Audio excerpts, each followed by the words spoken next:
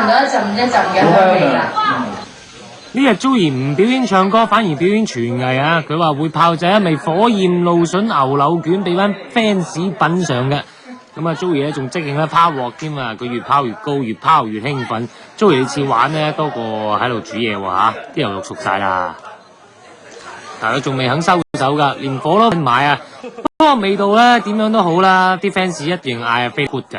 好參差噶我，即係啊！我今次好，下次唔好噶。可能我個人個水準唔夠平均，係啊。所以有一批朋友食第一次咧就會覺得好味，第二批咧就覺得一般咁樣咯。女仔好怕煮餸嘅話，啲油驚彈到喎，你怕唔怕？我唔怕啲油彈到喎。咁因為其實我啲脾幾韌嘅，咁所以唔係好驚，反而係驚唔好味咧，好大壓力㗎，係啊。Joey 唔使緊張啊，呢個哥哥一定讚你㗎。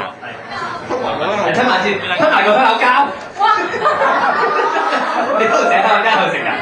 可能呢位哥哥諗住可以同 Joey 近距離接觸，所以食定香口膠保持口味清新啫。咁究竟 Joey 呢味牛柳卷好唔好味呢？大相一流啊！哥哥仔答得好大方嚇，咁相信大家都好清楚個答案啦。